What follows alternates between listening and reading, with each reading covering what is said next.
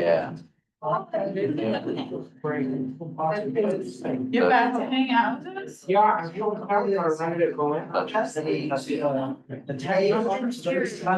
never been here. It's nice.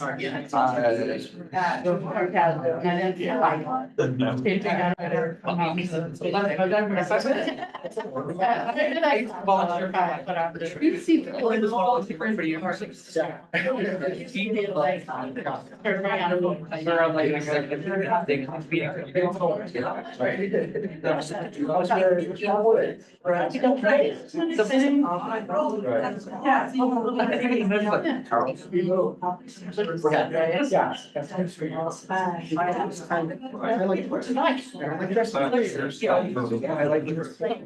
To do it. So.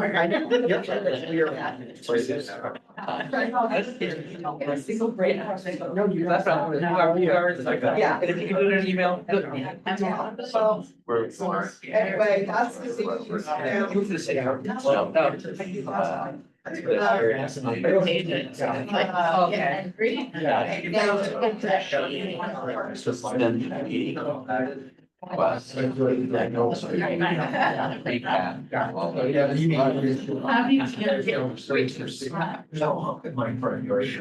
And she just started some training. Yeah, so I'll be turned after. I'll put And. It's like meeting starting. Yeah. It's like you said.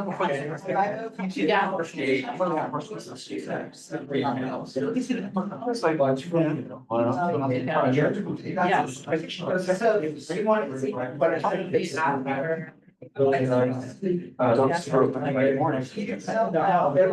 So you do.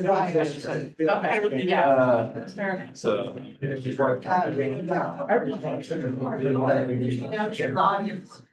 We'll do something. I didn't do that part. I've always done it. No. You're great. I'm trying to get my friend about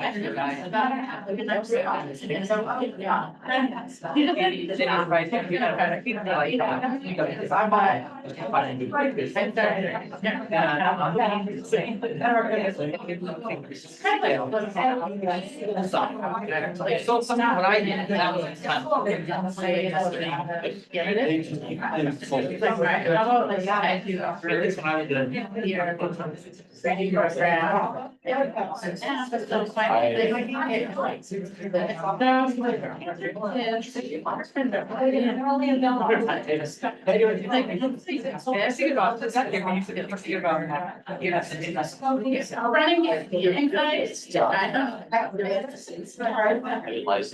I think that, yeah, like if you're out of it,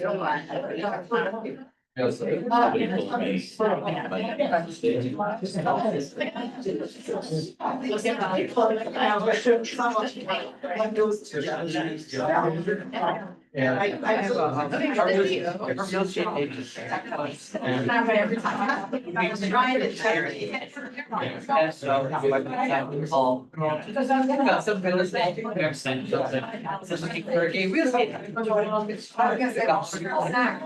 another like half of it. I did something, it's like 45. So we felt it's good. So it's giving you one higher. I might do But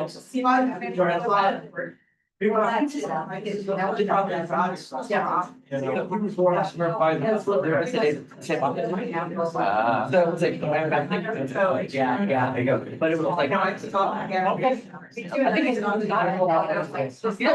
You should think it's still there. Yeah, it's going. Again, let's do it. Yeah. We are two days. Same thing. This whole thing, look the courts to, do some consulting work. So we're consulting some whole hospital, family law, kind of like, it works for attorneys and themselves and like, I need to do this like now. So it gives me free. They were. You like the. It's a nice chair. Slower. I know it's a. Yeah, exactly. But that. We're glad Tom's. Hey, That's so sad. Like, how do you acknowledge that? It's like, why? But it's a reality. Doing it alone. It's like, I can't. Figure out. I love that. I love doing the thing. But That's something. I'm usually voting. I can't keep my kids Yeah. CDs, or, you know. Right, you start drinking this. To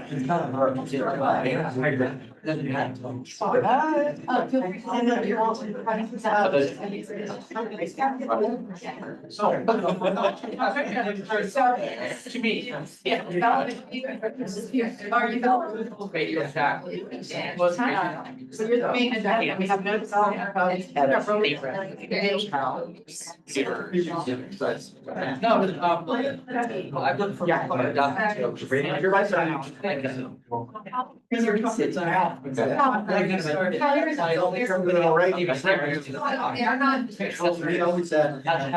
know. So normal.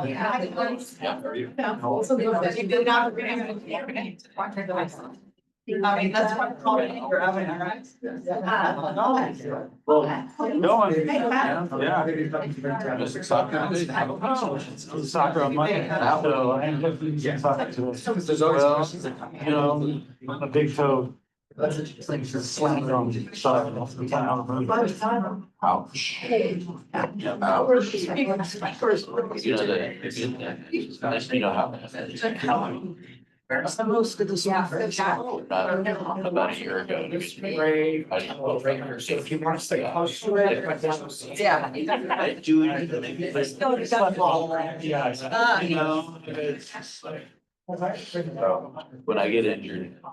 On my knee, you know, something like that. Yeah. Almost everything. Turn on corner, sorry. Yeah, that's a good. You turn your other out. Oh. Yeah, and I was just in the restroom, but we can get started. Good job, Kristen. Thank you. It's like, you did better than you thought. Everybody. Cat burger now. Oh, no, you're right. Usually. Oh, it's great. So I'm gonna jump in. Great job. All right, good evening, everybody. It is 5:32. I'd like to be a little prompt tonight, so we will get this meeting started. Okay, we are recording. Yes. So everybody. Yeah, okay. My name is Sean McCoy. I am the chair of the Board 2 NAV. I'm calling this meeting to order. Please call the roll and verify the presence of quorum. Sure thing, Chair. Sean McCoy, Here. Bill Shrimp, Here. Kristen Montan, Here. Roman Schomburg, Here. Dan Dowdy is absent. Patrick Fisher, Here. Michael Ginsburg is absent. Audrey Keller is absent. Stacy Shin. Here. Hal Taylor, Here. Donna Keats. Pat Michelle. Here. Also present is Agenda Manager Tyler Shaw and Agenda Coordinator Kelly Shaw. We have a quorum of the, council member. Yes, I'm here too. We have a quorum of the Ward 2 Neighborhood Advisory Board. Awesome. Thank you very much. Let's move on to item A2, public comment. Comments heard under this item will be limited to 3 minutes per person and may pertain to matters both on and off the NAV's agenda. The NAV may not take action upon any matter not agendized on today's agenda. When you are called on for public comment, please state your name for the record and begin speaking. The timer will begin when you say your name and you will be afforded 3 minutes. If you're an attendee in the Zoom meeting and would like to make public comment at this time, please raise your hand. We do have registered public comment for this evening. Our first comment is from Beth Dory, followed by Kevin Kaiser. And if you could come up here, it's right here. Yeah, right there. Because basically, Beth Dory for the record, basically I want to play a public comment from a Ward 5 member regarding short-term rentals and accessory dwelling units. Before you start, I'm not, the view. Can you switch the view? We haven't started. Lindsay Darrow, for a little bit of history, she's. There's no mic happening. Oh, there's no mic? Well, But This is I my- can hear from the people on Zoom, but try to project. Okay, People who are in that Then- place. I'll speak up. Lindsay Darrow is a Ward 5 NAB member. She's a tenured professor at UNR, Stanford grad. And she wasn't happy with the way the accessory dwelling unit, short-term rental thing panned out. And I could not be more articulate than this lady, so hopefully. you can I don't hear. know if this is the right place, but, I did wanna, I don't know any of your experience, but the only issue that I have, since I've been on the board, gotten a ton of, well, a few people, random people contacting me, like with my phone, I didn't even know my phone number was available, has been about the ADU ordinance, and our committee never got a chance to talk about that, which is disappointing. I think more disappointing, I got interested in it because people were calling me about it, and I was like, what is this? So I was watching watching the city council meetings, people explain the process. Apparently there was over a year process where the council engaged with the community, had recommendations and addressed some of the big concerns that came out of that process. One of the biggest concerns was the short-term rental issue, that people didn't want to unleash a bunch of ADUs with short-term rentals. And so I actually made a public comment about this in one of the council meetings, and I was curious to see what happened. And the city council actually directly stripped that out of what the feedback was from the community process, decided to take out the restriction on short-term rentals, and they did pass it. So we never talked about it in our session, and that was kind of like a very cynical first experience, I think, that all of this process to engage the community and sort of like the number one concern people have was recommended by the process and then directly taken out. And it was particularly cynical because it was when a Airbnb lobbyist, the same session they came up and said, please take this out. So I don't have any point other than to like raise how I felt about that process.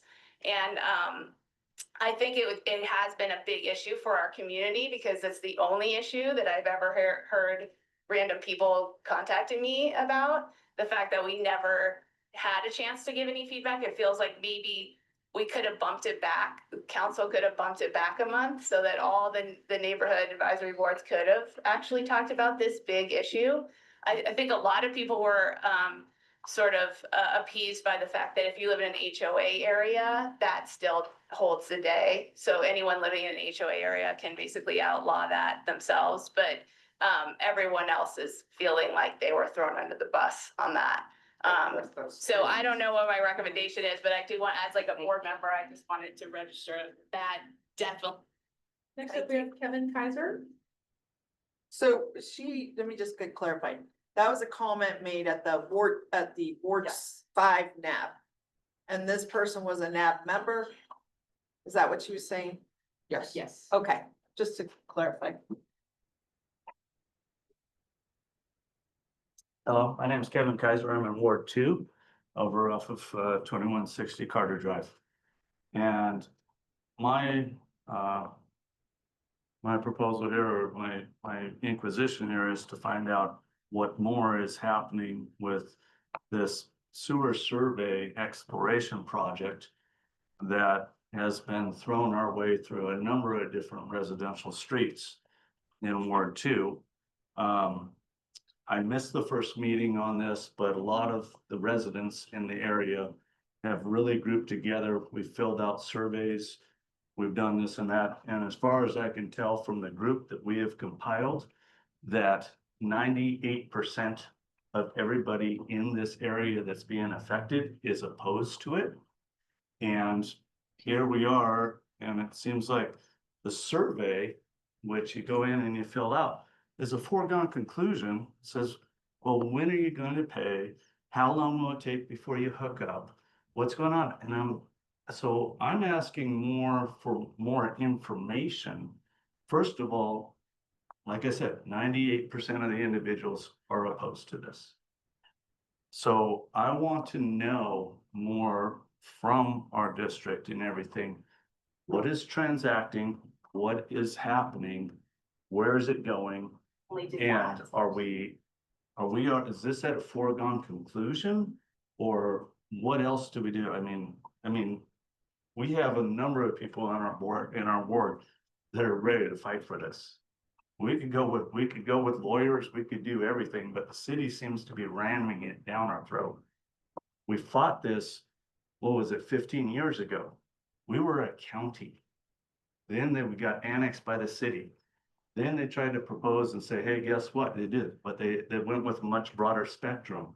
We had pumping systems and this and that, and trying to float an entire cost upon the entire area.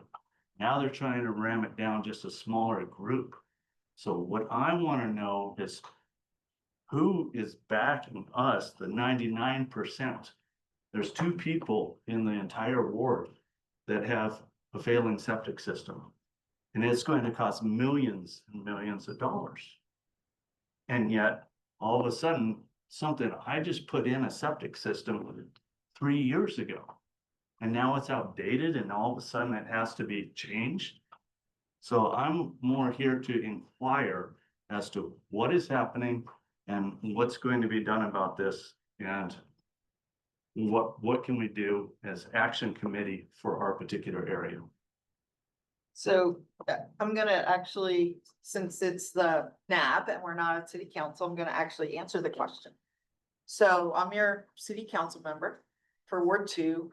This is an area, just because I think most of the NAB does not know about your project. So there's a certain areas in Reno, city limits, including in our ward, that still have septic tanks. There's hundreds of them. I happen to be one of them, and I only live a couple blocks away. The city, it came time to pave their area, and what's your general area? Plum, right? I'm just on cross section. West Plum. Carter Drive is a circle drive that comes off. It's just past Thomas Jefferson. Right. So, the city had to pave this area. It's in bad shape. So they said, should we take the opportunity and also put in a sewer system at the same time? And, unfortunately, so whatever good old days there were, and RTC is actually here, but at one point in time, they redid Plum Lane, and at the same time, they put in a main sewer line, and people could connect.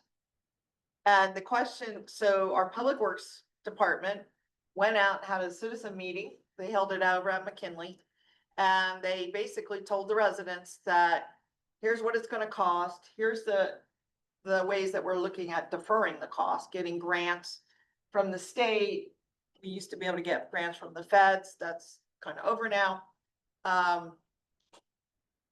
Years ago, I actually got a program passed the legislature for low interest loans for this kind of stuff. So we went over all of that. It still came out to a pretty hefty cost that the residents would have to pay, both to put in the main trunk line, as well as if they wanted to connect, they would bear those costs.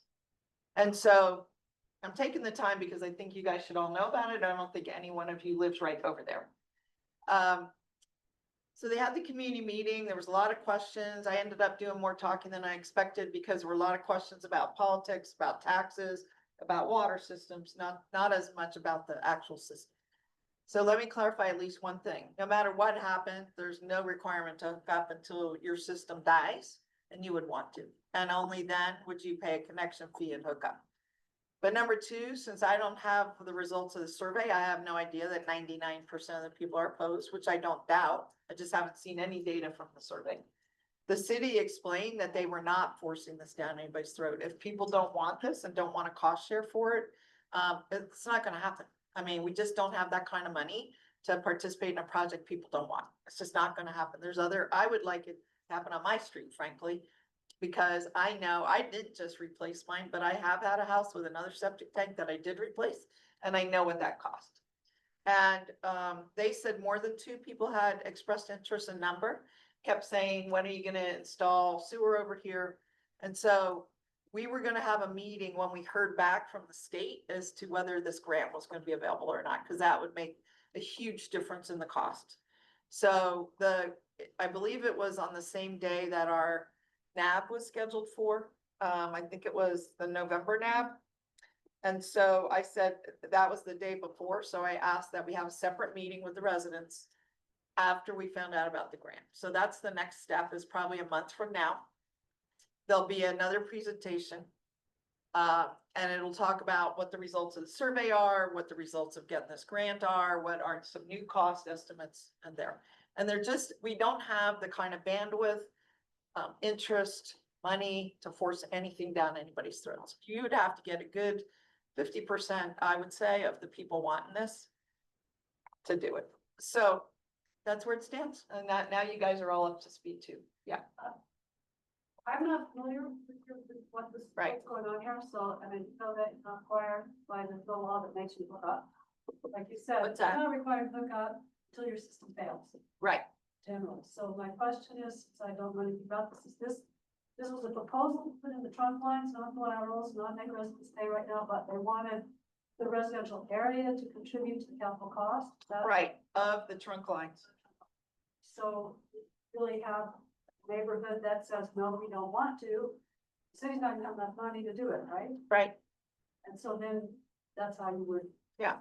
Really can rally everybody to say, we really don't want this because we don't want to pay whatever the number is, which I don't know. But I And am so curious. When I've been associated with these things before, there's usually been a community development block grant or some way to access funds. There are, it's very expensive and there are very big grants. It's bigger than a community development block grant. So, yeah, so the city can't afford it, is that the punchline? The city's not. And also the other point that was made, and then we'll kind of stop this for right now because we're not agendized for this. But I'm kind of considering this part of my council liaison report we're under right now. When we're tearing up the road already. That's why they wanted to do it. And people, I just got criticized. Somebody else from another part of Ward 2, they're tearing up, they fixed a road, and now another group, Tumwa, is in tearing it up again. And this is something I've worked on for over 10 years, is trying to get people to coordinate their projects. So we're only tearing up roads once. And we're not putting in beautiful roads, tearing them up, patching it now. And they do reach out, and they did reach out to Tumwa, they do reach out to MB Energy, they do reach out to the cable companies. A lot of times they haven't done their planning and they don't even know. And sometimes a Tumwa will come in because there's an emergency. They didn't even foresee, and I'm working with a family in Sparks on this right now, because I'm on the Tumwa board. Their whole property was being flooded, nobody knew there was a problem, and suddenly they're probably gonna have to replace quite a section of pipe, you know. But anyway, I'd like to hold it there. Hopefully I've answered some of your questions. I do. Do you mind if I just? One more? Sure. Okay. So, like I said, Carter Drive among the other ones and stuff is, it's a circular drive. It comes in Yeah. and out of Plum. Sure.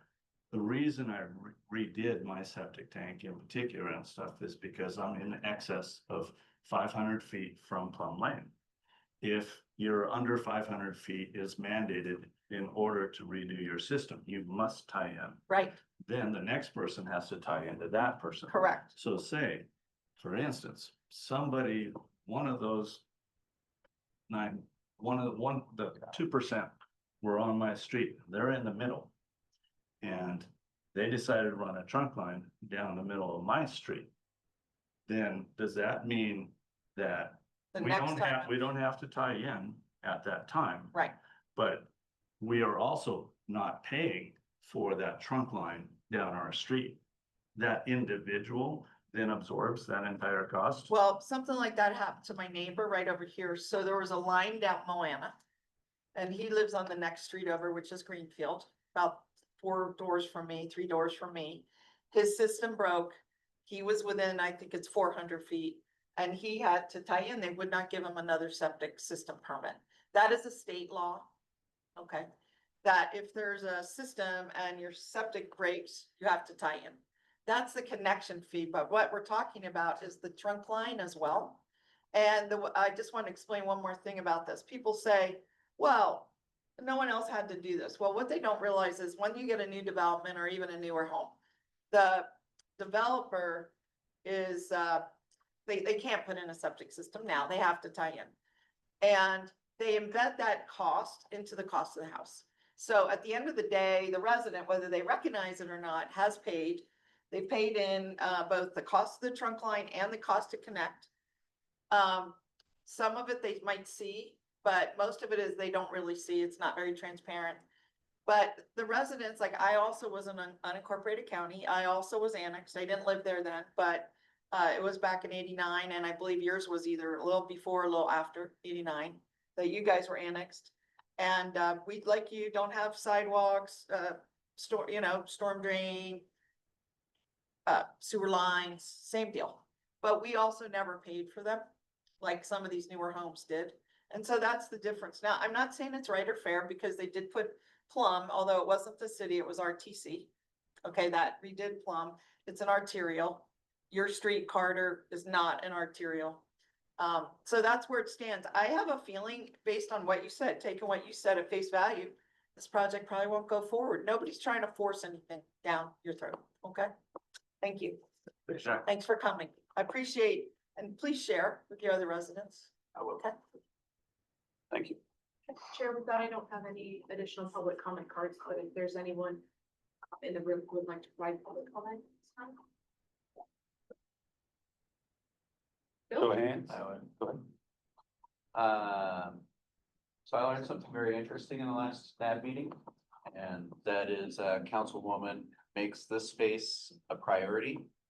And a lot of people may not know and understand that, but having attended meetings here and attended meetings at City Hall, in my view, this is a much better place. So thank you for doing that. I appreciate it. Sure. And I think it's a good thing. I think it's a better place to have this kind of conversation like you just had. So Do you thanks for mean- doing that. Do you mean this physical space? The physical space is more conducive Yeah. to an actual conversation. Right.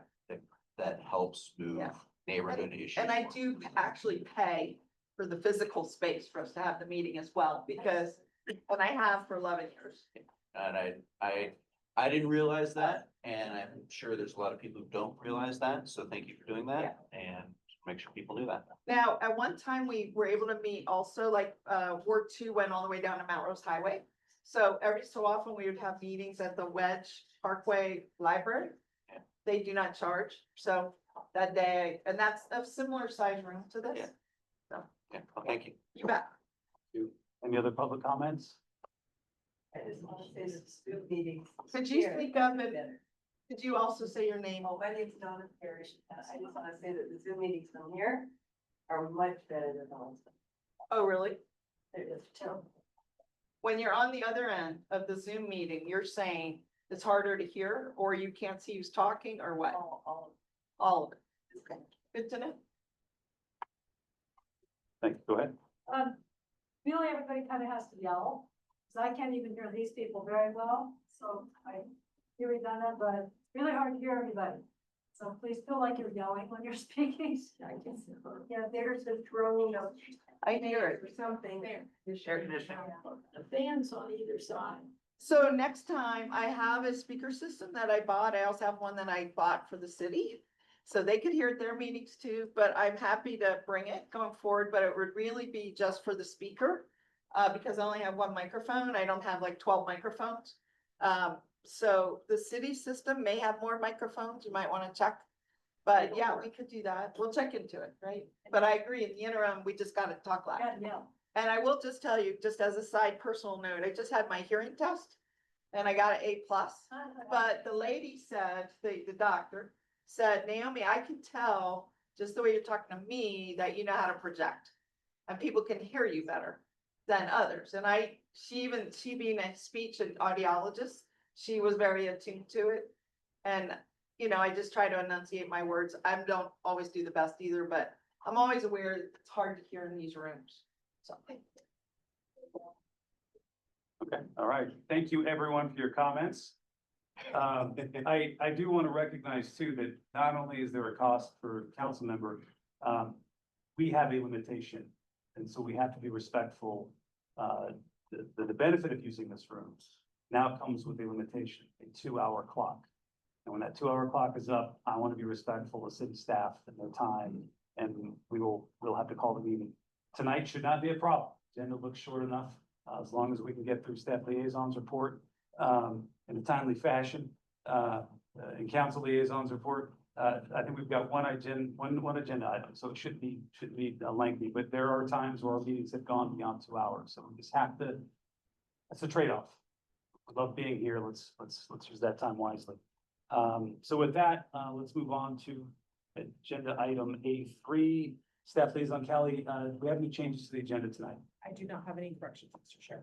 Okay, then I'm gonna be looking for a motion to approve the October today, 21st, 2025 agenda. Keys, for the record, I move to approve the agenda of the October 21st, 2025 meeting. Bill Shrimp, second. All in favor? Aye. Excellent. All right. Let's move on to council liaison report. Gonna ask if the staff report could go first. I do have a presentation, so it's fine. You want me to run through that? Okay. Let me just get this shared to the Zoom.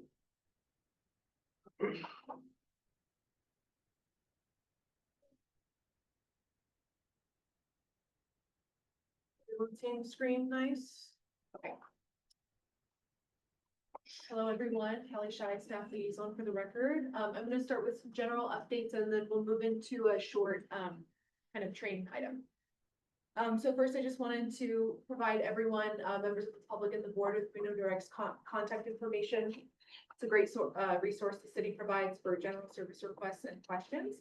I wanted to let the board know that at the August meeting, we had some constituent concerns about an empty lot on Pasho Boulevard. Our council relations liaison, Jennifer Alvarez, has been working with that constituent to work with staff and his questions answered there. Thank you to everyone who confirmed your attendance. Thank you to Board Secretary Christy Montan for working with me to confirm quorum. I really appreciated that. I wanted to provide everyone with the information on subscribing to the city's newsletters. I'll talk about these 3 newsletters specifically in a couple slides. But if you look up this presentation on the meeting materials, you can click that gold link or follow the path below Reno.Gov/how do I then sign up for our newsletters. And there's quite a few newsletters on there if you're interested in other things. I have some City of Reno engagement opportunities. We have the Ward 2 Biggest Little Fall refresh this Saturday, which I'm sure Councilman Dewar can talk about more if you'd like. Do you want me to come back to you at your report? Yeah, that'd be great. Perfect. There's also a discounted tree sale happening this Saturday from 8 to 12 at Idlewild Park. So lots of things happening on Saturday. And then there's also a day of service at Lake Park. So there's some volunteering opportunities there. I'll say about the discounted tree sale that Relief Reno and Arbor Day Foundation are partnering to offer Reno residents discounts for trees. So Reno residents can go to get.arborday.org/Reno for this subsidized price of $35 per tree. All right, some board membership updates. We have Board Secretary Kristen Montan today, and additionally, there's 1 vacancy on this board. That's an alternate member vacancy. If anyone you know is interested in serving on the board, if you go to Reno.Gov/boards, the application is there. This website is also where you'll find our board page, so you can find your membership information on there, your term, especially if you're looking to see when your term is. As a reminder, the new resolution requires board officers be elected at the start of each calendar year, so we'll re-agendize board officer elections in January for chair, vice chair, and secretary. Some other additions from the resolution. You don't have any development projects to review today, and you've all seen the project review worksheets before. So thank you to everyone who filled those out. Now that I've been to all the boards with the project review worksheet, we've been working on a timeline of about a week, just depending on when projects are scheduled for hearings. And you'll see in the future when we have a development project, you'll see the anticipated hearing date on there. So you have a better idea of when that project is going to go to the Planning Commission or City Council. Our chair, Sean McCoy, did a great job at providing public comment for one of the projects we saw at our last meeting. So thank you for that. That's a continuing requirement that we have one of the board officers provide general public comment summarizing the NAV meeting discussion for all projects. Additionally, all NAB members are welcome to submit public comment for anything they wish, and I provided some of the avenues of public comment for city council and planning commission on this slide. With that, I'll dive into our first training topic. I wanted to take everyone through how to track planning cases through the entitlement process. So I'm going to run through each of these kind of blue steps and then go into the resources that are offered in the yellow. Please feel free to stop me at any time. Just interrupt me if you have any questions along the way. Speak louder. Yes, I'll try. So starting with intake, the planning department will accept most applications twice a month on the second and fourth Monday of each month. When the application is submitted, planning will review it for initial completeness and will accept or reject the project. Once it's accepted, the project is tentatively scheduled for a NAB meeting and a hearing. And then courtesy notices are mailed to notify neighbors, the NAB, and other affected property owners. So if you've ever received the pink quarter cardstock cards, those are the courtesy postcards. Yeah, Kristen. Chris from Text, quick question on those cards. I've got 3 different colors and like 2 different sizes. Yes, so Do they there's, mean different things? yes, Okay, so okay. pink are initial courtesies Okay, for 60-day projects. So you should receive those.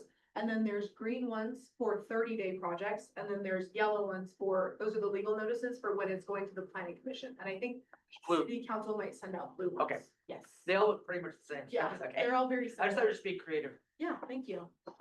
Yeah, Bill. Those only go to the registered property owners of the Correct. address, not people who may live there. Is that right? So it goes to the address of the property owner that's on file with Washoe County. Yeah. Okay, thank you. Okay, during the intake process, members of the public can access project information from the development projects newsletter and the permit portal. So the first resource we're going to take a look at is the development projects newsletter. This is one of those 3 newsletters I pointed out earlier. So this is sent after each intake cycle to city departments, external agencies, and members of the public.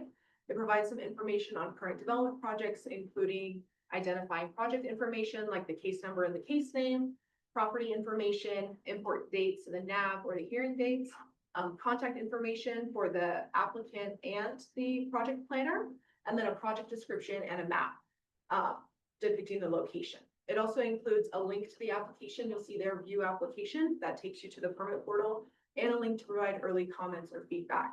At the bottom of the newsletter, it also includes a list of planning cases scheduled for city council and planning commission meetings. May I interrupt for a second?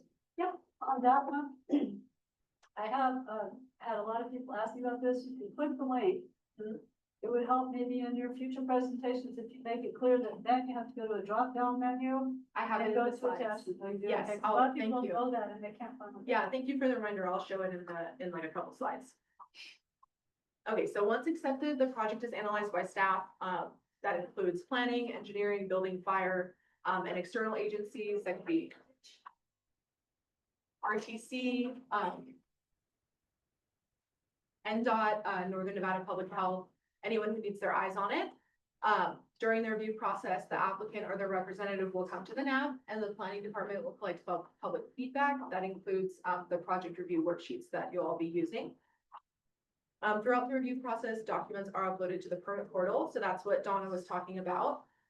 For this one, I've searched the abandonment we saw at our last meeting. So the 1NB regional portal is the regional licensing and permitting portal. It serves Reno, Sparks, Washoe, and Douglas County. So there you can search for business licenses, building permits, code enforcement cases, anything you're looking for that has a permit number. You can also search by address or parcel number. But here I've searched for case number. So when you search for a project number, use my mouse to hover, you'll get this. It doesn't work anyway. You'll see the record details. You'll see the record details that's in the top middle of the screen.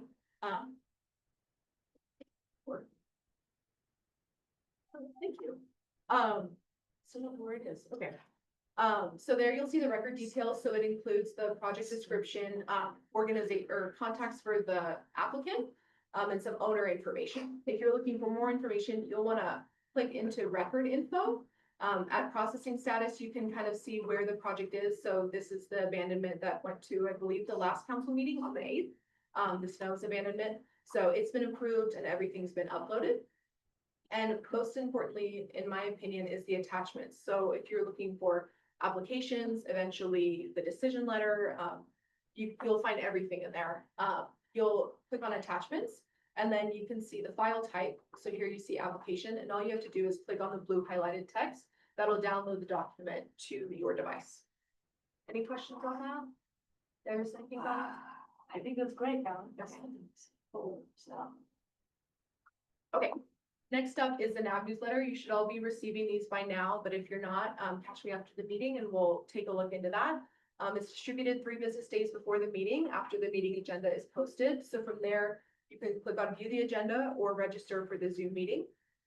The newsletter serves as the perfect reminder to make sure you've confirmed your attendance with either me or Kristen, so take that opportunity if you haven't already. All right, once a project is scheduled for a city council or planning commission meeting, the planning department will work with the applicant to fulfill the legal noticing requirements. So that includes mailing those yellow cards. If it's a city council meeting, they'll be blue. It gets mailed to the same group who got the courtesy notices. Additionally, the applicant will post that physical notice. That's usually about a 3 by 4 foot yellow sign that says public notice across the top. You'll see at the property's location. And then lastly, an ad is published in the Reno.Gov Journal. Once again, you can follow the project status in the 1NB permit portal. The last thing I wanted to show you is the bottom of the development projects newsletter we looked at earlier, because it will give you an idea of what planning cases are coming up. So this is from the most recent one that was sent out, I believe, this morning. It might have been last week. But so this is what's coming up at the Reno City Council and the Reno Commission meetings. All right, the last step is that the planning project is presented at the hearing and given a decision. Just like the NAB agendas, the city council and planning commission agendas are also distributed with the newsletter. The meetings are broadcast live on YouTube, and the final decision letter will be uploaded to the permit portal within 24 to 48 hours. So hopefully you've all seen the meeting portal by now. If not, it's Reno.Gov/meetings. This is where you can find any and all meeting materials for any and all boards and commissions. You can find upcoming and past meetings with their associated materials. That includes agendas, agenda packets, and minutes. I always recommend viewing the HTML agenda because that's where you'll find the attachments. The other option there is the meeting packet, but that's usually a PDF that downloads directly to your device. And depending on how large the packet is, it can kind of take up a lot of time and space on your device. So I always recommend just taking a look at the HTML agenda. So these are those last 2 newsletters, the city council agenda newsletter and the planning commission agenda newsletter. They look very similar to the NAB newsletter. You can view the agenda, register for the Zoom meeting, and provide public comment. I do want to note that if you subscribe to that development projects list with the intake newsletters, you're also going to receive the planning commission agendas newsletter. They're mailed out to the same list. That was a lot of information. So I put all the resources on one slide, and this presentation has been added to the meeting materials. I'll be working on consolidating this information to kind of a helpful resource for all the NAB members. I've got 2 more resources and then we're done. So the first one is the land development projects page. It's nested within the development services pages on the website. So if you want to stay informed on development projects, but you don't want to subscribe to the newsletter, this is a great page because the development services department uploads the newsletters here. So you can see on the bottom there, you have September 8th going down. They upload the previous newsletters from the past year. So you can kind of see what projects were on those intake newsletters. It also has an updated list of rejected applications and a link to submit project feedback directly to planning. All right, the last one is the community development zoning map. This is on the City of Reno's website and linked on this slide. The map outlines ward boundaries, zoning designations, and various overlays of the city. It's a great resource for understanding the zoning in your community and the city as a whole. You can see Ward 2's in this kind of peach shade here. So I highly recommend, if anyone's interested, to take a look exploring this map and let me know if you have any questions. With that, I just have some upcoming meeting dates. So Reno City Council is tomorrow. We have Planning Commission on the 5th of November, and our next NAB is on November 18th. Anyone have any questions for me? Just absorbing. Excellent, thank you. You answered my Thank you, question, guys. so good job. Good. I mean, calculated, right? I really like this timetable one. Organizations can lose institutional memory very quickly. So if we have it organized, we put it together, we add on to the things to an organized way, it can be much more effective. And this is a very nice presentation. Thank you. I appreciate that. Okay, all right, let's get back to the agenda. We went a little out of order, so now we're gonna go to A4, council liaison report. Thank you. Hi, everyone. Thanks for coming. It's great to see everybody that turns up. I just wanted to go over a few things that are on tomorrow's agenda for your information, and then some other side projects. Tomorrow, one of the things we're gonna be talking about is a rapid rehousing pilot project. So this is getting people into housing as quickly as possible. It's a pilot project. They're using some special funds to see if we can keep people housed. That may mean not a house, not an apartment. It could mean a motel. It could mean a hotel. It could mean Sage Street, which is some smaller units that are just a bed and a closet. Yes, sir? But this also include mobile Could homes. you say your name? Ian like a hunt. Okay. Would this pilot program also include mobile homes? You know, this I don't know, but I think that's a great question. I can ask that tomorrow at council. Okay, thank you. Okay. So there's that. Number two, Jacobs Glow Plaza. Apparently, they had two different permits. The first permit required that they do an, I think it's a biannual, so every 2-year report on how things are going. Looking forward to hearing that. The second permit they got, I think, didn't require this update, but they're doing both permit 1 and permit 2 in this update. So if you're interested in the Jacobs project, what they're doing, what the future is, that's worth tuning into. Sewer rates. So for over a year, we've been talking about sewer rates and heard some of the consternation, but generally the cost of doing business is going up. And the city's been working for a year to set new rates for sewer. This is the rate to use your sewer. Now, one of my issues has been everybody in the city is charged the same rate. It is a flat rate. It doesn't matter if you have one person in your house, 8, 10. It doesn't matter if you have one bathroom, 4, 5, everybody pays the same. I have brought this up for over 10 years, said I don't think it's fair. We used to have such a thing with water. Years ago, they did away with that and they started charging by actual usage. Now, one thing in the old days, this is going back over 20 years, they used to have something called a declining block rate for water. What that meant was the more water you used, the cheaper your gallon cost became. It wasn't very good for conservation. This is how it was done across America. Okay? We're going to give big users a discount, but you miss a conservation message there. Years ago, most of the country started implementing inclining block rates. So they give so many gallons as like the first triage or quartile. The next, your cost per gallon goes up. And then in the third one, it goes up even further. So I believe in that because it gives a price signal to conservation. But we don't have such a thing for sewage. We're not trying to keep people like not flushing their toilet. What we're trying to do though, is there are poorer people in our community that, let's say, do live in a mobile home or do live in a small apartment, have one bathroom. They're paying the same as your biggest home. Okay. So I have brought this up over and over. Number two, we do have a program to discount sewage rates for people that are pretty poor. And they've got to demonstrate that, but we've expanded the ways you can demonstrate that. Basically, I mean, you may not agree with this. We're all paying for that. I mean, at the end of the day, there's one cost to run the system. If you give some people a discounted rate, that means the rest of us have to pay a little bit more. They have that in electricity too. It says, do you want to pay into extra dollar to support lifeline rates? And I've always done it. It means that people that are poorer can pay less for their electric. So it's sewage though. They really had a very restricted program. They only opened it up once a year for like 1 month to apply.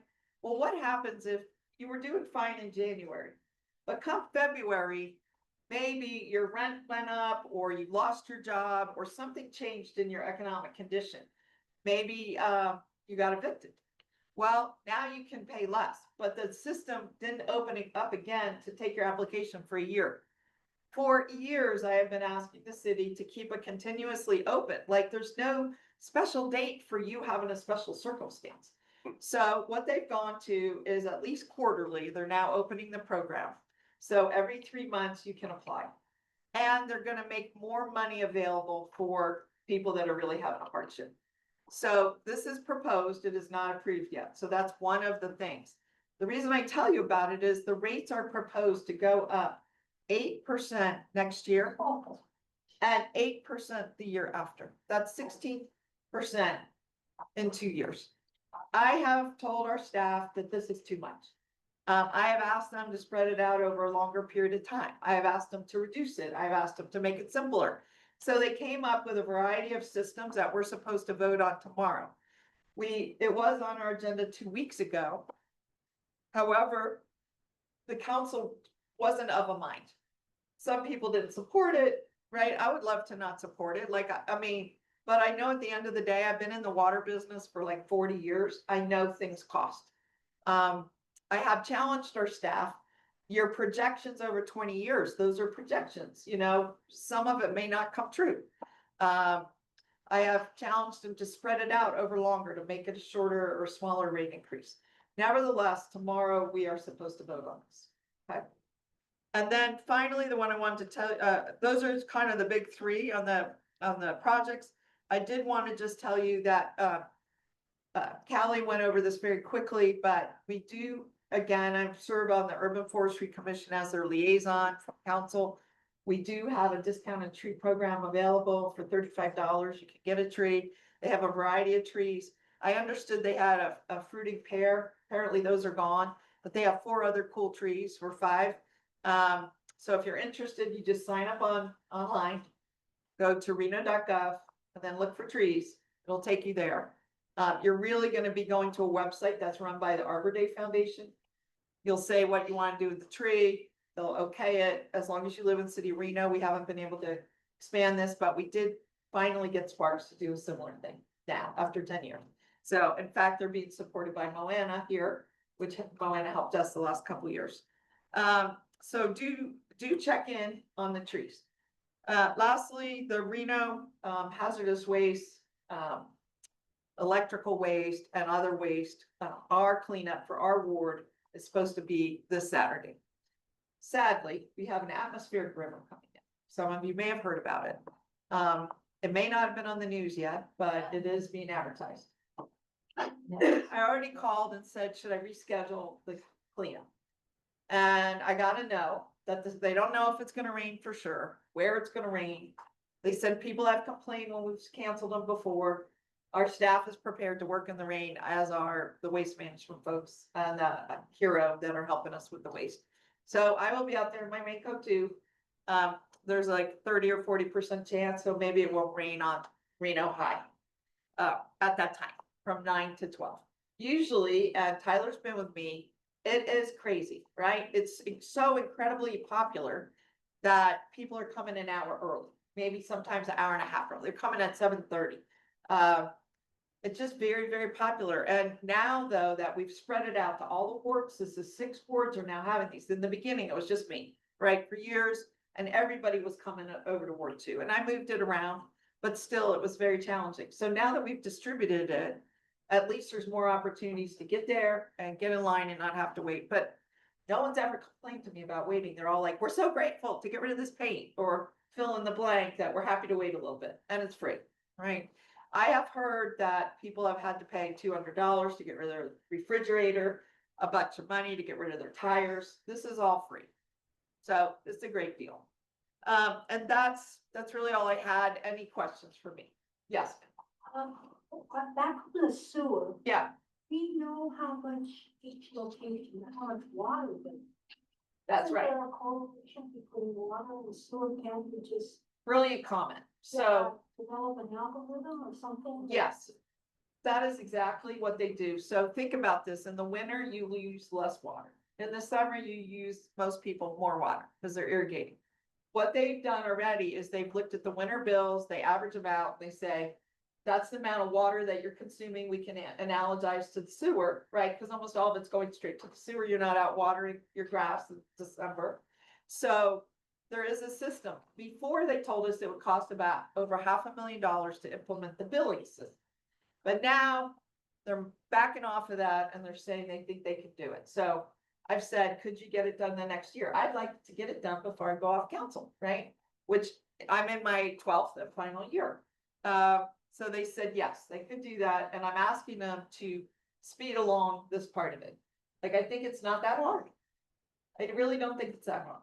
And I think it would give a break to people who use less. And it would, you know, people that use more are gonna have to pay more. That's all there is to it. They could do it by fixture count. So ironically, I happen to have bought a house that has 4 bathrooms and we only use 2 of them. But I have a fixture count of 4 bathrooms. So it may be if they do it that way, I end up paying more. But I think they're gonna do it the way you're talking about, which is on usage, which is how they should do it. The fact that I happen to have inherited 4 bathrooms is irrelevant. There's only 2 of us. We only use so much, right? And I have learned it is more efficient to use your dishwasher, although I don't do that very much because it seems very efficient to just wash a couple plates and be done with it. So, but they say over and over, it's more efficient to use your dishwasher. Other questions? Yes. When was the last sewer rate increase? It seems to be pretty recent. We actually asked that question. There was a connection fee change, but not a sewer rate. No. I think the sewer rate was at least 8 or 10 years ago. Yeah, I think we should update that, because it's, I know. I think it's like in the specifically last been year or it's been two. increased. I think it's the last year or two. Okay. Well, I asked that question last time, 2 weeks ago. I unfortunately forget the answer. Okay. We did ask, when was the last one? And I was told that the rate increase was quite a while back. Like even 2011, I want to say. It was a long time, but the connection fee was more recent, so. No, the reason. I will text somebody while we continue on with the meeting and see if I can find out. Okay, I think. All right, anyone else? Yes. Donna Keats, record. I'm not planning to comment at council, so I'll comment now. One of my suggestions is to find a way, after I realize we're able to find a way to penalize all the vacant lots for paying sewer use fees, who then got all the houses demoed, they've been vacant for 8 or 9 years. That's all money that now we're gonna have to pick up the slack on, because the apartments and the multiplexes that have been knocked down and haven't been built up again, motels have been cleared. They were paying sewer use fees, and now they're not, and now we have a bigger problem. I think those empty lots should share some of the burden, because they're just sitting on it. So the argument back I've heard it is that, well, they're not using the sewer. Oh, but they're impacting what I'm gonna have to pay for the sewer. Are they? Yeah, sure. Because there's fewer people on the They're system. not actually paying sewer Okay. fees. They have approved developments for multiplexes, Yeah. but they're not building them because they don't. The like- bigger issue there is that they paid a connection fee, and it used to be if you demoed a lot, that your connection fee, as long as you rebuilt, you had like a 5-year period, sort of a grace period to reconnect. I did not support this, but the council voted to do away with the 5-year Extend it forever. and extend it forever. Yeah. What that means is that they don't have to repay the connection fee after 5 years. And the reason I argued against it was Jacobs did come in and they asked for 20-year grandfathering on their connection fees. And we all agreed to not do that, to only give them a 5-year extension. And that's up pretty much now. And then they did away with it. And so I did not support this because I'm so aware of the sensitivity of. But I mean, look, that's what the body voted for. That's what we voted for. I have a second comment to add. Yeah. Probably already checked into this, but in the staff report and in the series of proposed alternatives, ways of looking at it, I noticed one of those things had to do with moving some funds from the stormwater to help defray some of these additional expenses in order to meet budgets. One of the options that we're gonna explain tomorrow. Recall that. Okay. It was one of those things that came up last year and they were here, with surveys, the whole usual stuff, because they needed more money to refurbish stormwater systems.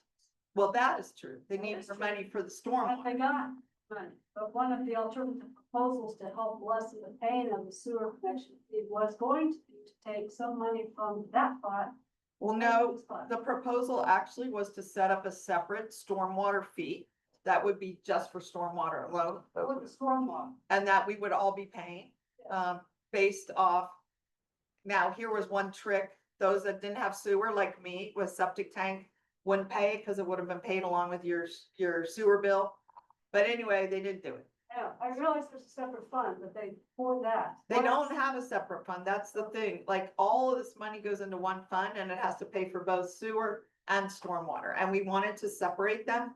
And, say, here's the cost for stormwater, we're gonna pay that, and here's this cost for sewer, we're gonna pay that.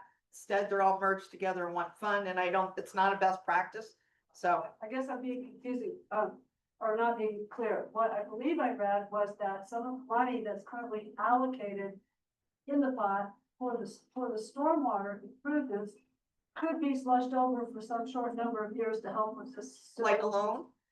I don't know. Okay, I'm well, just saying, it's in this. okay, I'll reread this, I'll reread this tonight before tomorrow and we vote, okay, thank you.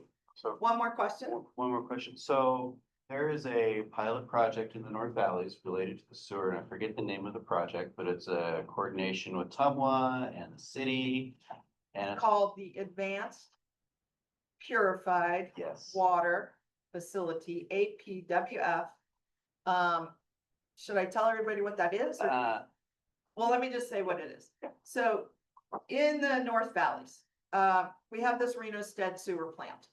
And it was capped out at what they call 2 million gallons a day. That's all it could process. But there was tremendous growth in the valley. So what they did is they started siphoning off some of the sewer that was coming in and sending it down to Tumwharf because they had capacity.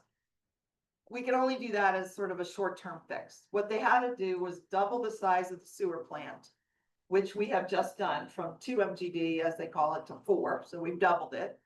But then where are you putting, once the sewer's done and you've treated it, where's it going? Okay, so the options were build a reservoir and store it in the reservoir.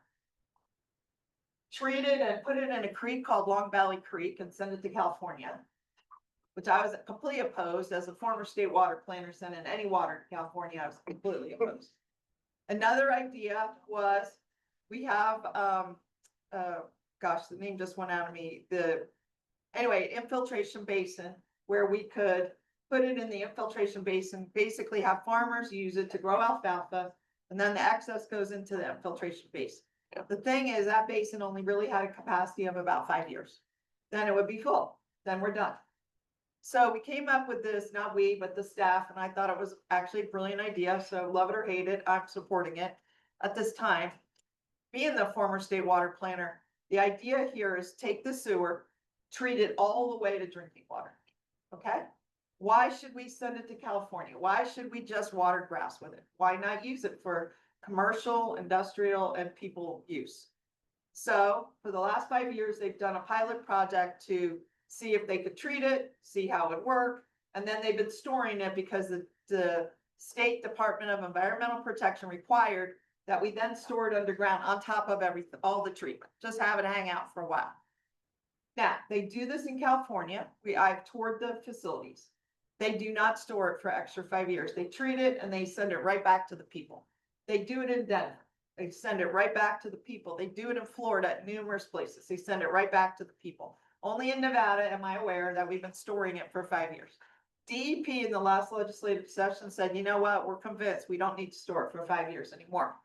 Nevertheless, we've had this pilot program to make sure that the water's good, it stays good, and it doesn't harm anybody. And so we are building the system with Tumwa. One of the interesting things about it, by creating more fresh water, we're creating more water rights, which then are a fungible, saleable thing, which can offset the cost of the sewer plant. So now we have a revenue generation, which is brilliant. And we are reusing the water very efficiently. Not as efficiently as they do on the space station, let's say, or how they might do if they went to the moon or Mars, but we're using it very efficiently and we're not wasting water, which is very good in the dry state in the country, right? We are the dry state. We should not be wasting water. So additionally, and I don't want to overcomplicate this, but whenever we discharge water, there are limits that are set by various federal, state, and Indian tribes that say by the time the water gets to point A or point B, it has to be a certain quality. And I'll just share with you something I shared on our tour this weekend. We went on a fall tree walk, had about 35 residents, some in the room. Linda was there, and 34 others. We explained that, well, let me see how I want to really say this. What's that? Yeah, well, I wasn't going to explain about the Cochrane ditch, but I was going to just discuss why this is important to us, this type of system. And, you know, why I, as a water planner person, think it's a pretty good investment. So we made a commitment. We're gonna get a lot of water rights to sell. Tumwa will also get them. They're cost sharing with us. We've gotten a $30 million grant already. We got another $9 million grant. So almost $40 million of other people's money to help us pay for this. And, you know, we're right up there with some of the cutting edge states on how to best manage water. So now go on with your question. So that was way better than I could have ever summarized it and Okay. talked about it. But you hit on a couple of the key things that I would hope that you bring forward in your discussions tomorrow. And that is, although budgets are pressed and constrained, we're talking about increasing rates, that we continue to look towards this kind of research and development. The other piece of it is, I remember attending some of the meetings, some of the joint meetings up at the Stead Airport on this. And my comments to them were two. One is, why the hell are we putting this perfectly good water in the ground for 20 years, if I remember correctly? Well, okay, but it's fine. And it's better than nothing, right? But like, why aren't we just putting it back where we can use Well, it? we're not going to have to do this 5-year story. And that's great, because I Yeah. think that changed, so that's good. So the other piece of it is, it looks like it scales down pretty easily. So as a long-term vision, can we do this within the valley here? Yes, so they've done it in many places in California, you know, nearby cities and towns. This is Yeah. like the coming attraction of the country. Yeah. Because it's hard to come by good quality potable water. Yeah. And this is a really shepherding. Now, not everybody agrees. Who always agrees on everything? And this is an expensive project. There's no way around it. Just like we're gonna hear about roads. They are very darn expensive too. But we want better roads, we want good water, and we don't want to pollute. And this also reduces pollution quite a bit. No, thank you, and I hope it continues to be part of the priority, part of the conversation. Thank you. Thank you. Like I said, it's controversial. I mean, this isn't a done deal. I mean, some people say, oh, it's too much. Like, it's a great idea, but it costs too much. And other people say, we can't pay enough. It's such a great idea. In the most water short state, we should have been doing it before any other state. So here we are. Well, I'm gonna call my time to end. I know we have this. Okay, one last question. When people come in and do like the mess over here between Lakeside and Loomis. And now there's gonna be umpteen units in there that are gonna require sewage, Right. water flow. Why is it that we don't make them pay in advance for having to do that? Because I know my house, the water at 11 o'clock in the morning, I have one of those little sprayers on the thing. I can't get it to spray. Oh, pressure? Yeah, as far as pressure. I didn't know that. Yeah. That should not be the case. Like, Tumwa has a lot of pumps and they think they have great pressure. I just don't live very far from you and I have insane pressure. I mean, mine is so high Oh, mine varies. that I have to have a pressure Other times reducer. of day, depending on what day. Yeah, but anyway, just to cut this short, they do make them pay. They make them do a connection fee. And I don't know at what point in the process, but I believe it is closer to when they are gonna start opening versus when they're planning. But I mean, if we do it with every project. And I will say this, in Sparks, one of the things they do different than us is they actually count them as if they're in the system in Sparks, even like 2 years before they open. So they do a different process. I don't know which one's better. Okay, I just wondered. thank you. Thank you. Okay. Thanks for asking questions about my area of expertise. Answer. To do. Thank you, Councilmember Dewar. That concludes our introductory items. Would normally move on to B for development project review. We don't have B. So we will just move on into business items, C1, Regional Transportation Commission, updates from, famous TV legend, Paul Nelson. Thanks. And Paul, you may want to stand. I mean, this thing picks up your picture and everything, but it's up to you. You're comfy. We're fine. This is fine. Okay. I just find I speak louder when I'm standing. That may not be true for everybody. Sitting for years. I don't want to block them. All right, we good? All right, I'm Paul Nelson. I'm the Government Affairs Officer at RTC. I know I've been here a few times. I recognize a few of you. I think there might be a few new faces. So there might be some reviews on some of the things I'm talking about, but we also have a lot of new information too to talk about. So some of the transportation. So first I'll start with one of the three things we do. So we do planning, we do public transit, we do engineering. So when it comes to public transit, you can see our RTC ride. That's our biggest part of public transit. We're really happy because we've had 37 straight months of ridership growth. And Wow. we're pretty confident that that might be 38. We haven't gotten the results yet back from September. So we think we might be on 38 now, but we have seen 5.85 million trips in the last year. 60% of those are for work trips. So we are moving people back and forth from their homes to their jobs. And our fleet is sustainable. So we've got about a third of our fleet is all electric. We've got the diesel electric hybrids, and we've also got 8 hydrogen fuel cell buses that we're going to get on the roads here shortly, once we have our permanent facility for hydrogen in place. So we've seen a lot of growth in our bus rapid transit. These are by far our most popular routes. Virginia line, more than 1 million rides in the last year. Lincoln line, which goes down Prater and 4th Street, is 461,000 rides. So between the two, almost 1.5 million rides. And you guys saw almost 6 million rides for the entire network. So by far the most popular. Part of that's because of the frequency. About every 10 minutes, you'll have a bus stop. Our microtransit is what we call Flex Ride. So we've got 4 areas. This is our version of Uber or Lyft, but it costs $2 a ride or $3 for a day pass. You call it or use the app just like you would for a rideshare program.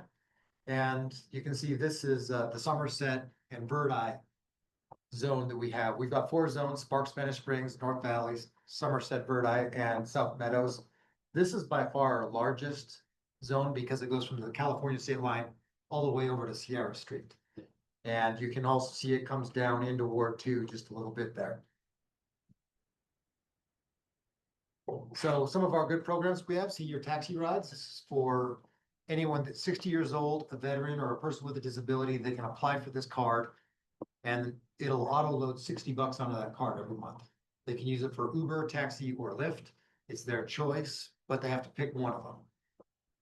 Van pool program. This is very popular. We're top 10 in the USA for the size of our fleet. That's because we've got really our biggest customers are out there at Tesla, Panasonic. So it's a carpooling program with subsidies involved. So it makes it very affordable for people if they want to use the van pool system. You can see in 2024, it saved more than 20 million miles traveled in our region. So it's taken a lot of congestion off the roads, taken a lot of pollution out of the air. So future riders, 2 programs we have right now that are free. Ed Pass program is for any one of our 4 colleges in Northern Nevada. If you're an employee or a student there, you can ride the bus for free any time of the day, anywhere you want to go. We just started Youth Ride Free in May. And this is a program that we partnered with the Washoe County School District, really to fight absenteeism. But we started in May, right when school was getting out. And that allowed people to get to use this system for summer jobs or to get to the food bank areas where they drop off food, the kids cafe. We really kicked it into high gear when school started again. We've got more than 2,000 students from the Washoe County School District that are signed up for this program. So you can see school, summer programs, jobs, services, extracurricular activities. Really, we think this is a really good benefit for students. And with these 2 programs, we're also introducing people to public transit when they're younger. They might want to keep using it when they're adults. So planning, one of the second thing that we do at RTC. So every 4 years, we have to update our regional transportation plan. This is our long-term outlook.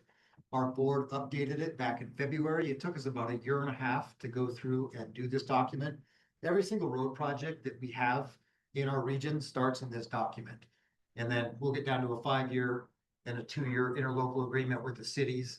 We don't own any of the roads. They're owned by Reno, Sparks, and Washoe County.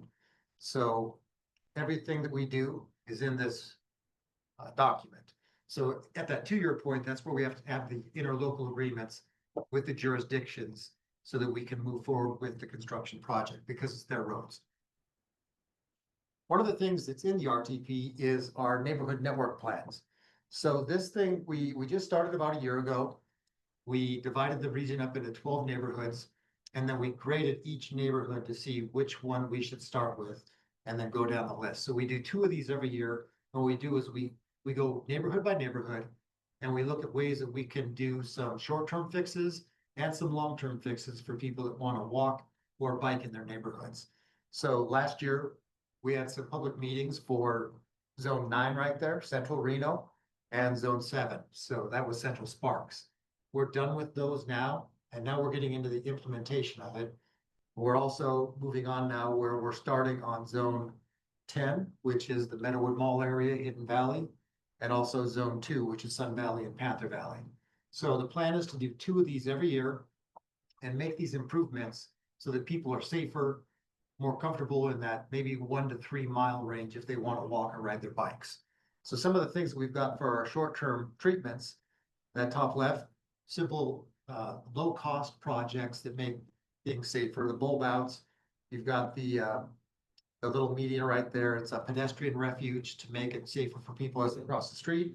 You've got little makeshift roundabouts, you can put planters in, things like that, slowing traffic down to make things safer for people on their bikes or if they're walking.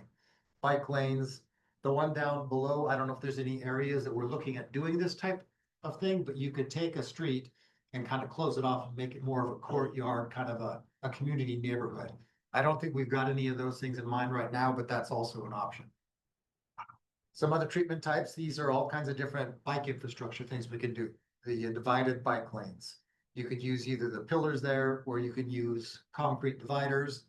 Those are called armadillos, which don't look like much, but apparently they don't feel good when you hit them with your car. So they actually are pretty effective. Then you've got other, the barriers there, bike parking, painted bike lanes. So engineering, one of the things with engineering is just in this year's budget, the amount of investments that we're putting back into the community has created more than 2,700 construction jobs.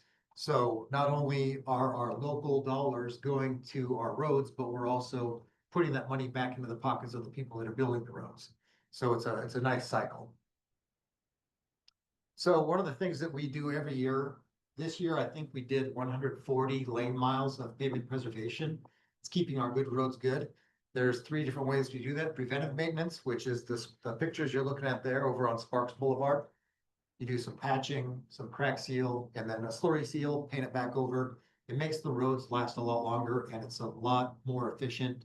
It doesn't cost nearly as much, as about 10 times more to let the roads crumble than it would to do this treatment and make the roads last a lot longer.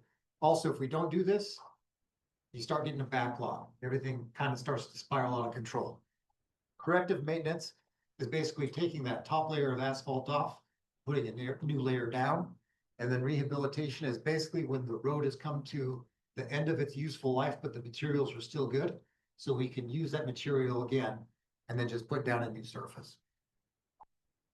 So this year we had our 2025 bridge resurfacing. We did 4 bridges, which luckily bridges aren't very long. So they were short projects, about 2 weeks. Ralston, Coonsley, Evans, and Valley Road. Really the most challenging one we did was the one over on Coonsley because it's right outside the Aces ballpark, Greater Nevada Field. So we had to work around the Aces schedule. We also had some special events downtown that we had to work around. And then on top of that, the sidewalks that you see are starting to crumble on that bridge. The problem with that is the sidewalks are part of the bridge structure itself. So you can't just rip the sidewalk out and put a new one in. So we went in there and we had to do some upgrades using an epoxy and maybe a concrete type of mix. So Arlington Avenue Bridge is replacement. We started this project back in July. We've been really excited about this one. Structurally deficient bridge. The first one was more than 100 years old. The other one's almost 100 years old. You can see the project is coming along really well. The water is back on the north, north part of the river, and we've we've blocked off the water from going to the south channel. So we actually just started pouring the concrete on the bridge deck, and we're just about to pour the concrete on the abutments on the south bridge. We only have a limited time to do this, so we're working quickly. We have till the end of November to get the abutments done on the south channel. Then we have to open the river back up. Once we have that done, we can put the bridge decks on top from above, so we don't have to worry about blocking the river anymore. We do plan on having this project, both bridges done, probably in late spring or early summer. Once that project is done, we're gonna move on to the Sierra Street Bridge. We also have to get into the river on this one and divert some of the water. We probably won't be able to do that because of the Arlington project till 2027. This bridge is funded though, $33.8 million. And we expect it to take one season. Once that one is done, we'll do the Keystone Avenue Bridge replacement. Hopefully, as early as 2028. This one is not funded yet. We're looking at different federal grants to pay for it. We're also in design still. Right now, we're, I think, moving into the 60% design. One of the things that the community made it clear was that they do want pedestrian and bicycle access on the new bridge. So we are moving forward with that plan. You can see how beat up the bridge looks. It is structurally deficient. It's not unsafe. It's really aesthetically in worse shape than it is structurally. But it'll definitely get us until we can replace it. Part of this project also involves looking at that intersection at California Avenue and also Booth Street, looking at different improvements we can make there. Starbucks. So some things we have come up in 2026, the Virginia Line BRT improvements. Those small BRTs, bus stops right there, we call those mini BRT stations. We're going to replace those with full-size stations. That second picture there, you can see how that ramp on the bus doesn't go flush with the platform. That's because we're using smaller buses than the ones that we originally used, that we built these stations for. So we're going to trim off the concrete from the top so that those ramps go down all the way. People won't trip on it. People with disabilities, people in wheelchairs can get onto the bus a lot easier. And then finally, between Plum Lane and Peckham Lane, we're going to have a bus only lane. It's a BRT. Bus rapid transit. So that's the Virginia line and the Lincoln line that I talked about earlier. Peckham and where? Between Peckham and Plum. Okay, thank you. And we're not reducing travel lanes to do this either. We're actually going to widen it and have a new lane strictly for the bus. Another one we have is white fur rehabilitation. So this is what I was talking about, where the road is at the end of its life, but materials in the base are still good. So this is out there. We actually just did a roundabout project out there a couple of years ago, same neighborhood. So where that red line starts down by the river, we're basically gonna rehab all the way down to where you see the end of that blue line, with the exception of that intersection on Woodland, because the pavement's still good right there. Are you going across the bridge there or stopping at the bridge? Stopping at the north part of the bridge. Why? I don't know. That's probably where the pavement needs it. I disagree.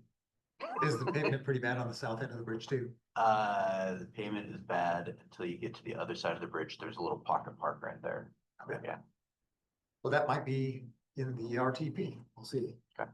It also might be considered a city street. So we do the regional roads. That might be. Yeah, so I'm not sure where the delineation. One of the studies that we're working on right now, I didn't skip anything, right? Okay, good.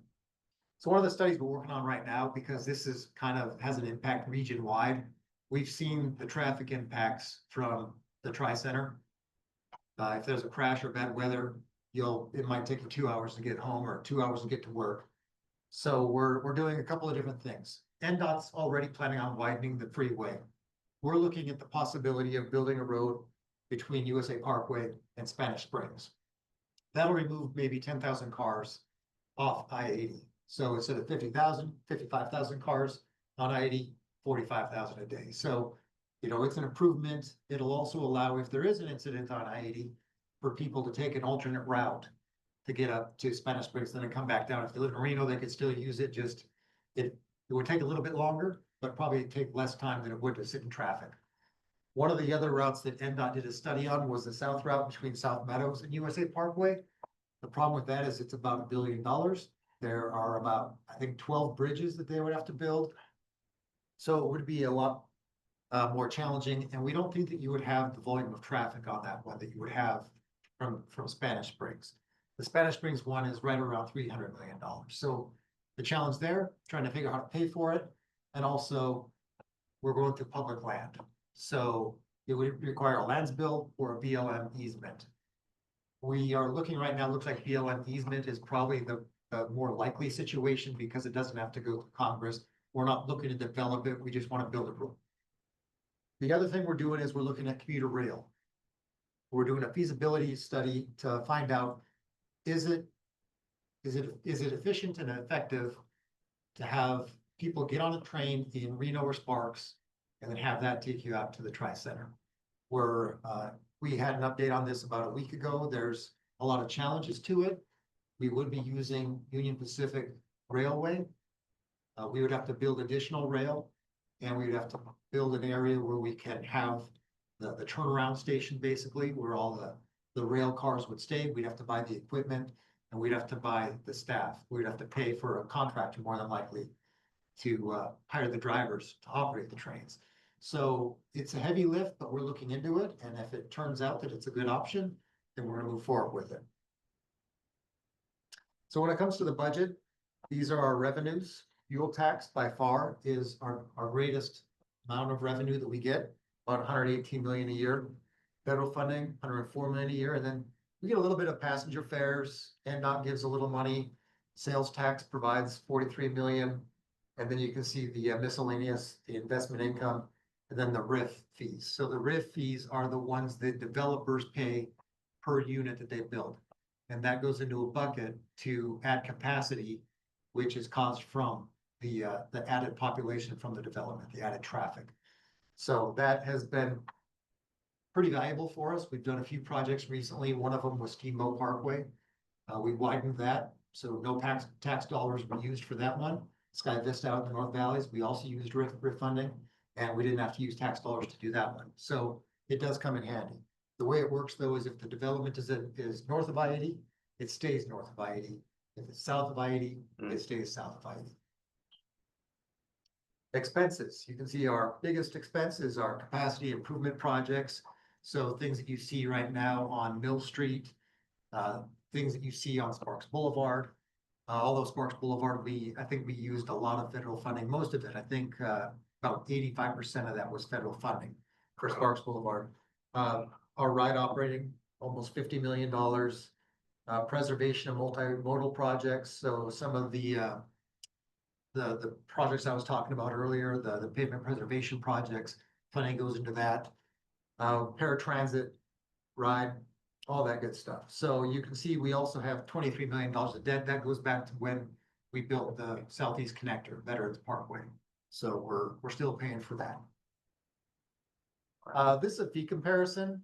Nobody likes to pay fuel tax, and ours do go up incrementally every year because it is indexed to match up with inflation for construction costs and labor.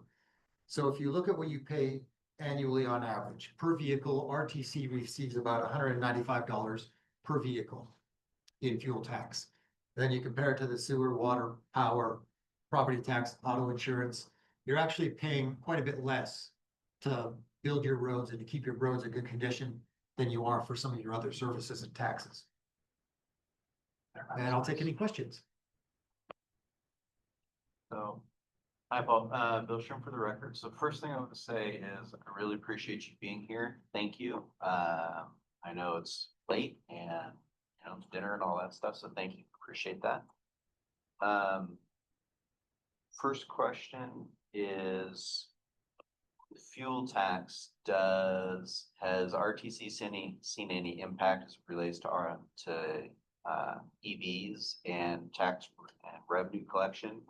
And along the same lines, I saw the 2026 revenue projections. A third of that money is federal. If there are any changes anticipated with that, is that expected to be a stable source of revenue? Luckily, when it comes to USDOT, for the most part, that funding is staying in place. Okay, good. We are going through a reauthorization process right now, which would maybe shift some of the discretionary grant dollars over to formula. So we would have more guaranteed money versus money we have to apply for.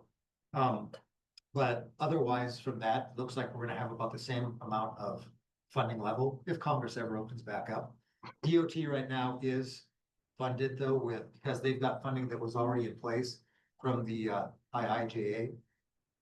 When it comes to the fuel taxes, we have seen definitely, we're seeing more miles are being driven, but fewer gallons of gas are being purchased. Yeah, And that's not just from the EVs and from the hybrids, but it's also because fuel efficiency in general is just a lot better.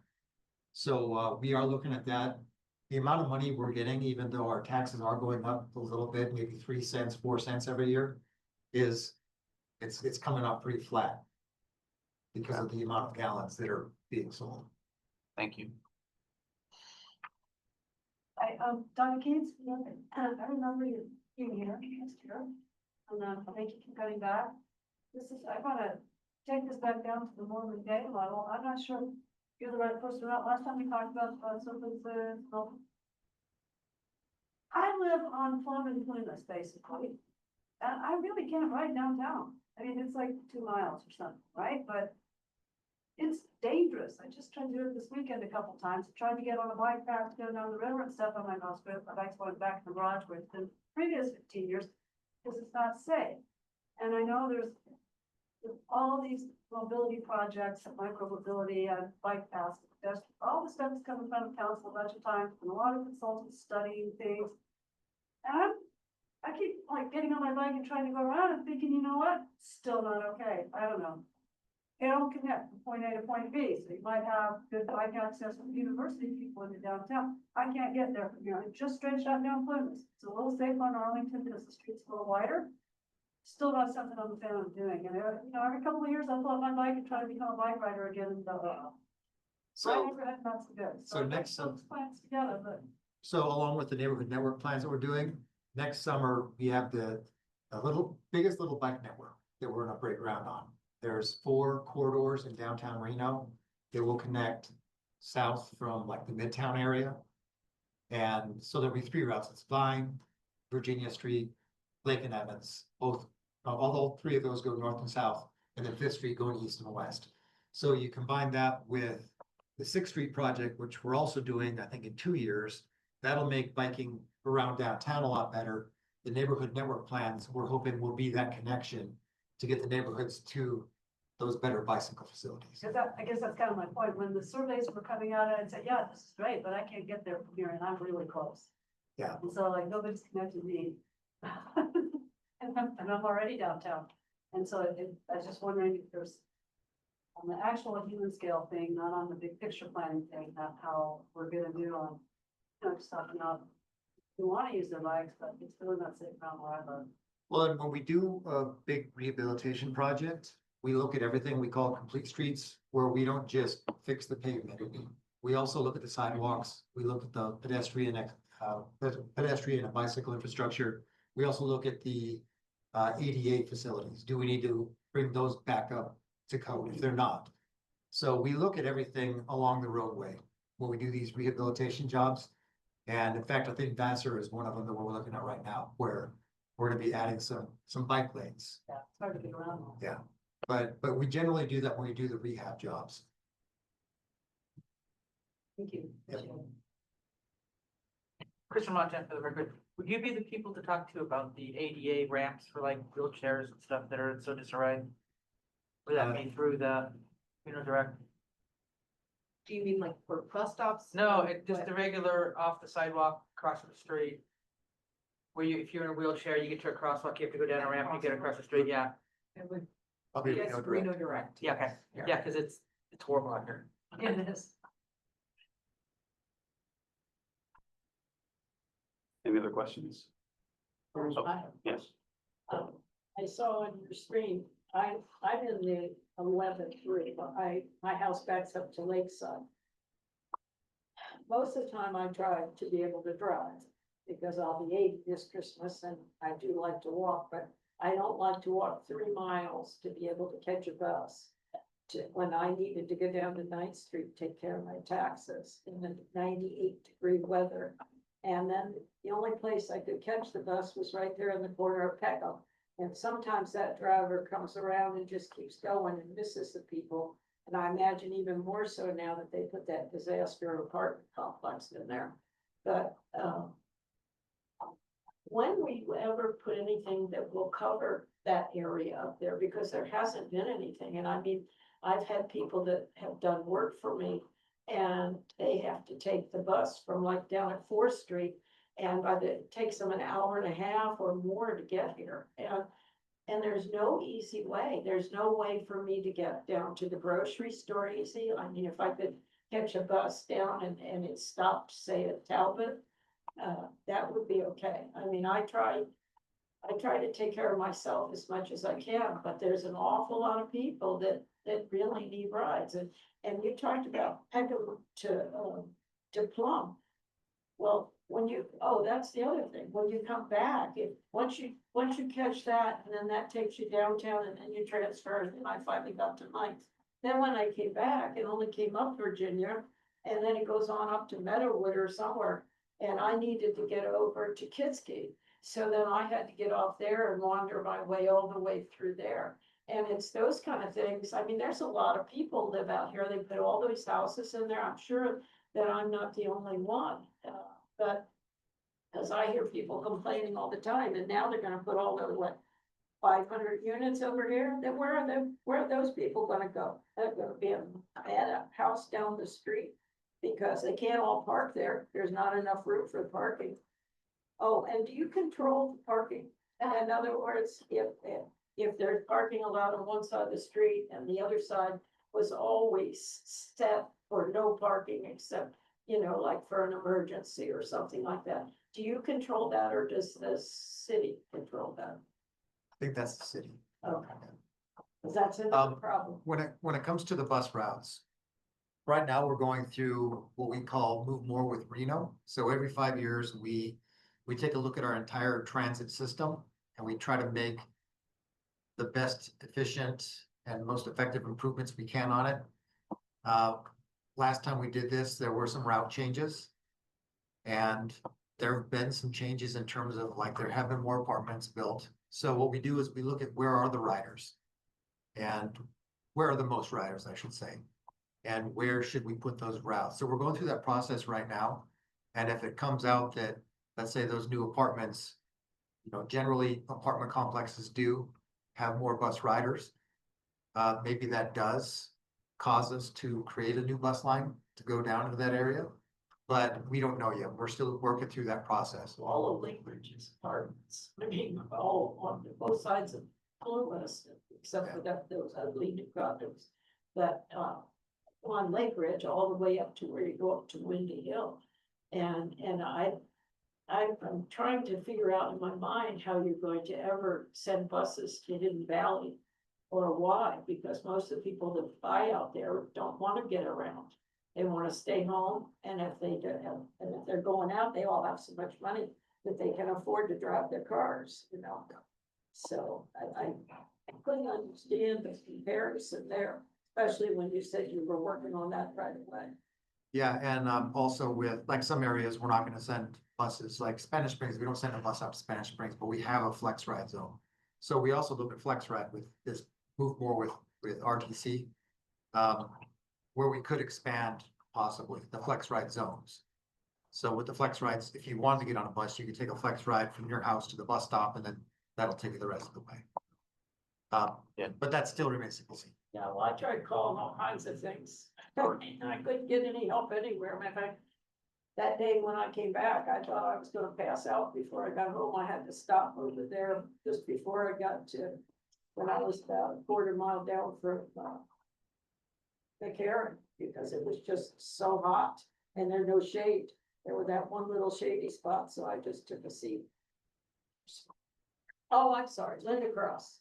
I thought, I complain so much, everybody should know me, but, well, I think I bring up the things that nobody else wants to, and I don't really care, I'm not in a contest for geniality or anything else, or to be loved by everybody, I'm in the contest to get things done right.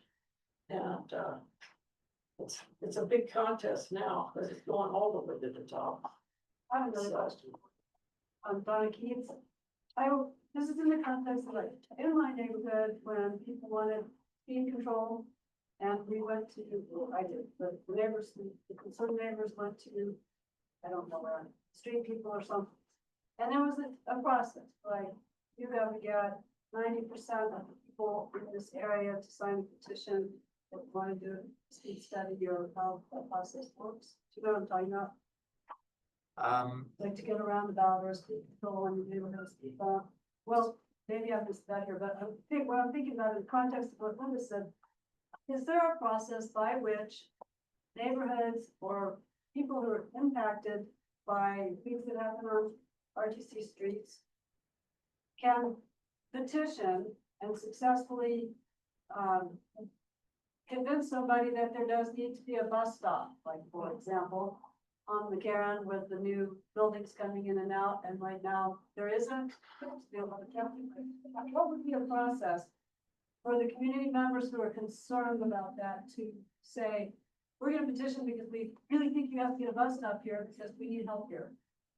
Is there a process that citizens can come to you with? We just last Thursday, I believe, ended our survey for that Move More with RTC program that we're doing. We had a survey out there. So that people that, most of the people that filled out the survey use public transit. And it was, asking them, what do you want to see? So, but that closed last. That's a different thing. That's part of your planning thing. It's not so much like a public process where 300 people in this neighborhood really want a bus stop right here. We can. Yeah, put one in because. Not that I know of. Just email Paul Nelson at RTC. Hey, We want a bus stop. Hey. Oh. Okay. All right, Good. I think we're good. Yes, thank you, Paul, very much. Your time is very appreciated. It's great. All right, that'll conclude business items. We move on to agenda item D, board, commission, committee member reports and announcements. Thank you. Anyone? I want to let people know that I did see that there is some sort of meeting with, I think it's a couple news stations at the university this weekend, related to housing. And some sort of why is housing unaffordable in Northern Nevada? So at some various news channels, if you're interested in that, there's some sort of open discussion about that. I'm not sure exactly who's involved, but something that piqued my interest. Where do you go that? I heard that on 2 different news stations. I heard it on KUNR, and I saw it on Channel 4, I want to say.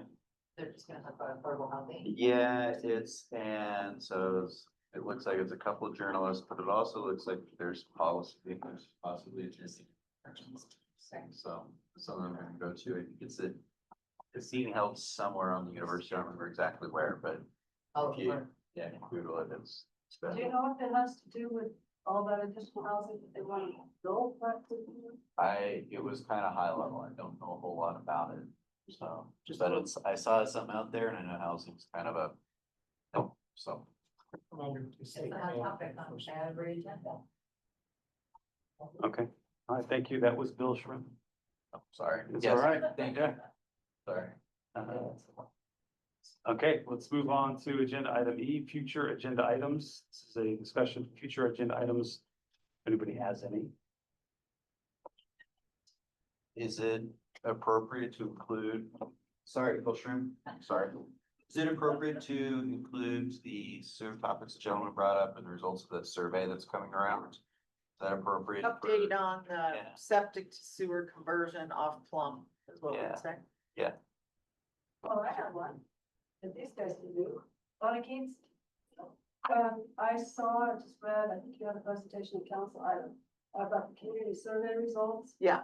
And it was, I had not seen such a tied together, graphically presented thing. I just heard the blah blah and staff report. And what I saw online was very good. I thought. that was- So you'd like that presentation? Might be I think something that's a good idea. I said the same one. Where I saw him. You saw that too, yeah, it's really, it was good, and it was a whole lot more clear and made more sense than staff report that was Good. read at council, so I think it would be helpful to see the slides and have a little filler. I can definitely, send the board the slides so you see those. Look into that. Well, I was think she's thinking saying, that the presentation part would be Yeah. helpful, because if you don't have the background, you wouldn't know what's supposed to be. Yeah. Yeah. Just my thought. I think it's a great idea. Another great Cali presentation. It was good. Yeah, Kelly, you're doing great. That's awesome.